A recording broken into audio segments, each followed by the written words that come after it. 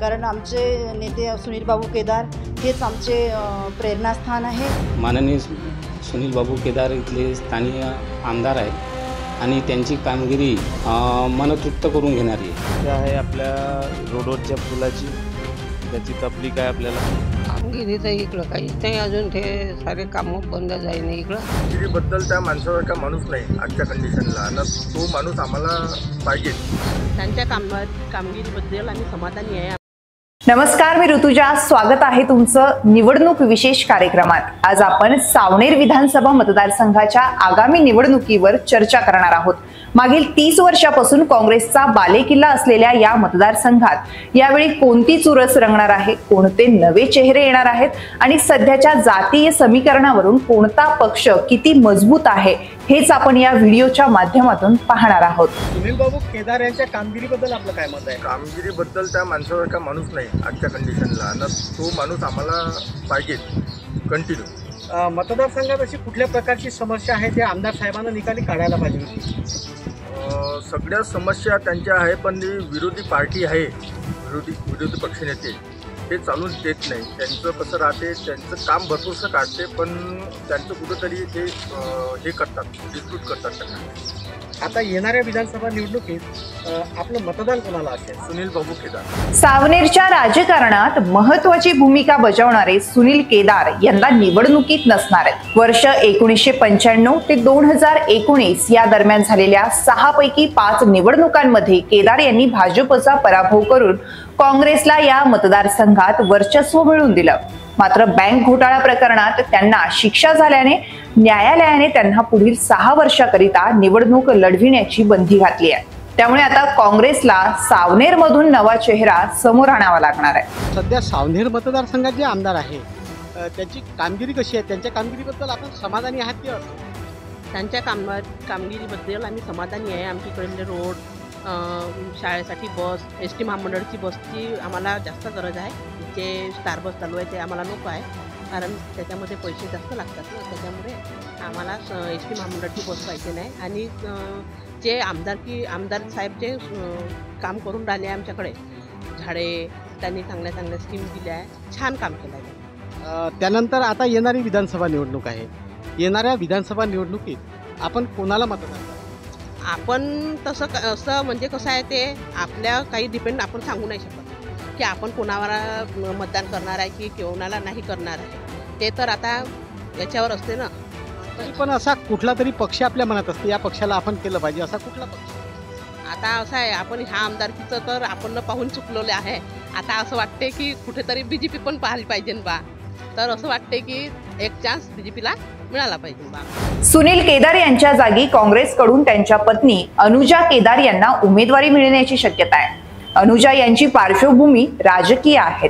त्या नागपूरच्या पहिल्या महिला महापौर कुंदाताई विजयकर यांच्या कन्या आहेत। अनुजा केदार यांनी गेल्या काही महिन्यांपासून सावनेर मध्ये जनसंपर्क वाढवलाय। त्या काँग्रेसच्या प्रबळ उमेदवार मानल्या जातात। मात्र सुनील केदारे यांचे विश्वासू सहकारी बाबा कोढे यांचं नावही इच्छुक उमेदवारांच्या यादीत आहे। सावनेर विधानसभा मतदारसंघामध्ये जे सध्या आमदार आहेत त्यांची कामगिरी कशी आहे? आपण समाधानी आहात की नाही आहे? माननीय सुनील बाबू केदार इथले स्थानीय आमदार आहेत आणि त्यांची कामगिरी मनतृप्त करून घेणारी आहे। कारण तो व्यक्ती सकाळपासनं तर संध्याकाळी 12 वाजेपर्यंत लोकांच्या भेटीगाठी आणि प्रत्येक व्यक्तींना चेहऱ्याने नाही की नावाने ओळखतात। आणि बाकी इथले जे स्थानीय नेते असतात विरोधी पक्षाचे, ते फक्त इलेक्शन लागलं, निवडणुकी आल्या की त्यांच्या महिन्याभरापासून धावपळ निर्माण होतात त्यांची। आणि असं मतदारसंघात केलेलं विशेष काम जे जनतेच्या हिताचं असेल, संपूर्ण मतदारसंघात असं विशेष काम कोणतं केलं आहे? त्यांनी प्रत्येक ग्रामपंचायतला, प्रत्येक गावाला निधी उपलब्ध करून दिलेला आहे।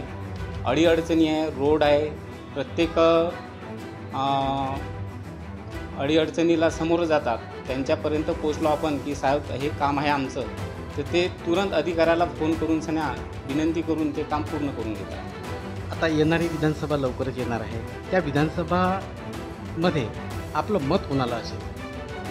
मत तर आपलं सुनील बाबू केदार साहेबांनाच राहील, कारण की ते व्यक्ती आमच्यासाठी आणि गावातील सर्व नागरिकांसाठी जास्त करून महिलांचे मेळावे, अपंग लोकांना, दिव्यांग जे लोक राहतात त्यांच्या मदतीला आणि प्रत्येक शिबिर आयोजित करतात ते। दुसरीकडे भाजपकडून कोणता उमेदवार असेल यावर अजूनही अनिश्चितता आहे। मागील निवडणुकीत भाजपने डॉक्टर राजू पोद्दार यांना उमेदवारी दिली होती, मात्र त्यांनी यंदा निवडणूक न लढण्याची घोषणा केली आहे। त्यामुळे भाजपकडून यावेळी धनुजी कुणबी समाजातील उमेदवार देण्याची तयारी आहे।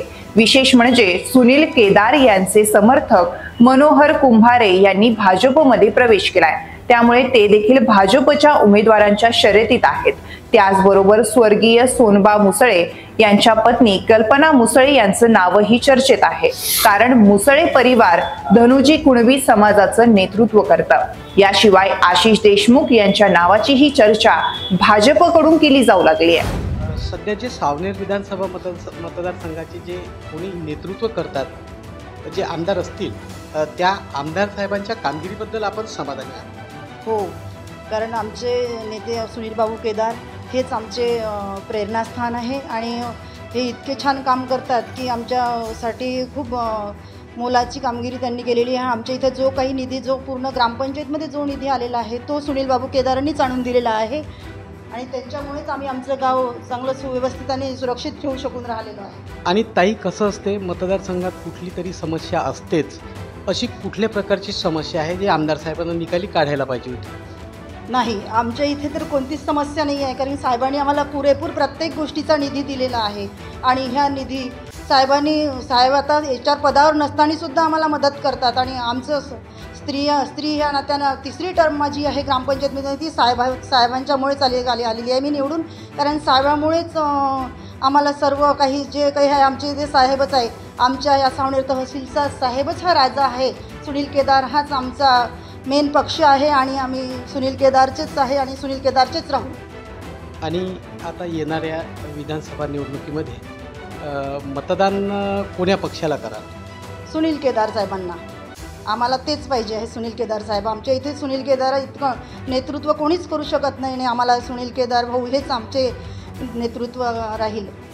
सावनेर मतदारसंघातील प्रमुख समस्या म्हणजे बेरोजगारी, ग्रामीण भागातील रस्ते आणि शेतमालाचा भाव या आहेत। सुनील केदार यांचे समर्थक दावा करतात की या समस्या सोडवण्यासाठी केदार यांनी मोठं काम केलंय, मात्र विरोधकांना ते मान्य नाही। सावनेर मतदारसंघामध्ये ज्या सध्या आमदार आहे, त्या आमदार साहेबांच्या कामगिरीवर आपलं काय? कामगिरी वगैरे ठीक आहे म्हणा, काही समस्या आहे आपल्याकडे। म्हणजे अशी कुठल्या प्रकारची समस्या आहे आपल्या मतदारसंघात? समस्या आहे आपल्या रोडवरच्या पुलाची, त्याची तकलीफ आहे आपल्याला, कारण की पुलावरून पाणी जात असते, शाळेतल्या पोरांना तकलीफ आहे त्याची। पुलं आपल्याला कसं रोडच्या लेवलले हवे, हे आम्ही 5 वर्षापासून आम्ही त्यांना ते सांगतच आहे, तरी त्यांचं काही तेवढं काही वर्तन त्याच्याकडे लक्ष नाही। तसंच आमच्या गावच्या स्मशानघाटात तिथे पुलाची आवश्यकता आहे, कारण की मयत बरसातीची वेळ असते तर मयत असं जाण्याची तकलीफ असते। अशा काही समस्या आहे। त्यानंतर आता येणाऱ्या विधानसभेत आपलं मतदान कोण्या पक्षाला असेल? येणाऱ्या विधानसभेत माझं मत BJP पक्षाला असणार। 2019च्या विधानसभा निवडणुकीत सुनील केदार यांनी भाजपचे राजीव पोद्दार यांचा 26,291 मतांच्या फरकाने पराभव केला होता। सावनेर विधानसभा मतदारसंघ हा रामटेक लोकसभा मतदारसंघात येतो। 2024च्या लोकसभा निवडणुकीत काँग्रेसचे श्यामकुमार बर्वे यांनी शिवसेनेच्या राजू पारवे यांचा 76,768 मतांच्या फरकाने पराभव केला होता। त्यामुळे या ठिकाणी काँग्रेसचा आत्मविश्वास वाढलेला आहे। आपल्या सावनेर मतदारसंघामध्ये जे सध्या आमदार आहे त्याची कामगिरी कशी आहे? कामगिरी तर इकडं काहीच नाही, अजून ते सारे कामं बंद जाई नाही। इकडं पुलाचे झालं, रोडचे झालं, म्हणजे मतदारसंघात कोणतीच समस्या आहे? कामं झाले पाहिजे ना, एवढी समस्या आहे। त्यानंतर आता येणाऱ्या विधानसभा निवडणुकीत आपलं मतदान कोण्या पक्षाला असेल? टायमावर सर्व। सावनेर मतदारसंघातील जातीय समीकरणे या निवडणुकीत निर्णायक ठरतील। या मतदारसंघात सुमारे 53,000 दलित, 28,000 आदिवासी आणि 11,000 मुस्लिम मतदार आहेत। विशेषतः धनुजी कुणबी समाजाची मतं निर्णायक ठरतात। यावर तुमचं मत काय? कुणाला उमेदवारी मिळणार आणि कुणाचं पारडं जड असणार? तुम्हाला काय वाटतं हे कमेंट करून नक्की कळवा आणि हा व्हिडिओ शेअर करायला विसरू नका.